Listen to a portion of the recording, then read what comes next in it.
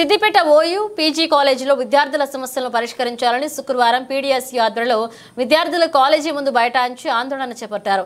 ఈ సందర్భంగా పీడీఎస్ రాష్ట్ర ప్రధాన కార్యదర్శి ఎస్పీ శ్రీకాంత్ మాట్లాడుతూ 100 ఏళ్ల చరిత్ర కలిగిన ఉస్మానియా యూనివర్సిటీకి అనుబంధంగా సిద్దిపేటలో కొనసాగుతున్న పీజీ కాలేజీ హాస్టల్ విద్యార్థులు అనేక సమస్యలు ఎదుర్కొంటున్నారని అన్నారు. కాలేజీకి అనుబంధంగా నిర్మించిన బాలికల హాస్టల్లో ఉంటున్న విద్యార్థులకు గదులు కేటాయించి భోజనం అందించడం లేదని మండిపడ్డారు.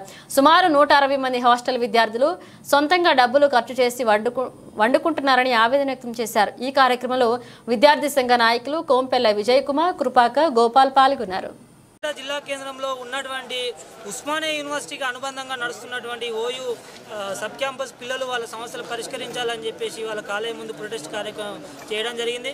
ఈ ప్రొటెస్ట్ చేయడానికి ప్రధానమైనటువంటి కారణం ఏంటంటే వాళ్ళ 100 ఏళ్ల చరిత్ర కలిగినటువంటి ఉస్మానియా యూనివర్సిటీకి అనుబంధంగా నడుస్తున్నటువంటి ఈ ఓయూ పీజీ సబ్ సెంటర్ వాళ్ళ హాస్టల్లో నిర్మించింది. గర్ల్స్ కోసం, బాయ్స్ కోసం పెద్ద పెద్ద బిల్డింగ్లు కట్టి వాళ్ళ విద్యార్థులకు అలా చదువుకుంటున్నటువంటి విద్యార్థులకు భోజన సౌకర్యం కల్పించడం మరిచింది.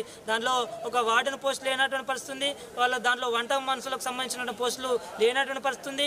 వాళ్ళ బాయ్స్ గర్ల్స్ హాస్టల్ భద్రత కోసం ఏర్పాటు చేయాల్సినటువంటి వాచ్మెన్లు కూడా ఇక్కడ అందుబాటులో లేరు అనేటువంటి విషయాన్ని కూడా ఈ సందర్భంగా తెలియజేస్తా ఉన్నాం. వాళ్ళ విద్యార్థులు అడ్మిషన్లు తీసుకుంటున్నటువంటి క్రమంలో ఈ కాలేజీకి అనుబంధంగా హాస్టల్ ఉంది, మీరు బ్రహ్మాండంగా చదువుకోవచ్చు అని చెప్పేసి ప్రచారం చేశారు. కానీ ఇవాళ ఇక్కడ అడ్మిషన్ తీసుకొని హాస్టల్ను చూద్దామని చెప్పేసి విద్యార్థులు పోతే, అంటే హాస్టల్లో జాయిన్ కావడానికంటే ముందు ప్రతి ఒక్క విద్యార్థి 4500 రూపాయలు కాలేజీకి డీడీలు తీసినటువంటి పరిస్థితుంది.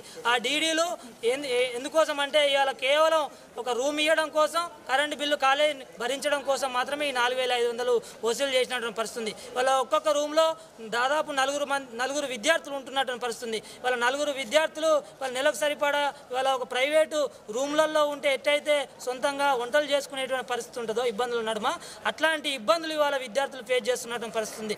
దీంట్లో ఎంసీజే, అట్లాగే ఎంబీఏ, తర్వాత MA economics, MSc organic chemistry, ఇట్లాంటి అనేక రకాల కోర్సులు, ఎంఏ తెలుగు, ఇంగ్లీష్, ఇట్లాంటి అనేక రకాల కోర్సులు ఇక్కడ అందుబాటులో ఉన్నాయి. వాళ్ళ సమాజానికి ఉపయోగపడేటువంటి రంగాల్లో వీళ్ళ పాత్ర ఉండేటువంటి విద్యార్థులకు ఇవాళ చాలని సౌకర్యాల మధ్యలో ఇవాళ వీళ్ళు చదువుకుంటున్న పరిస్థితుంది. మేము పీడీఎస్ విద్యార్థి సంఘంగా ఓయూ వైస్ ఛాన్సలర్ గారిని 2 డిమాండ్లు చేస్తా ఉన్నాం. ఒకటి, మీరు తక్షణమే సిద్దిపేట పీజీ సబ్ సెంటర్ను సందర్శించాలి.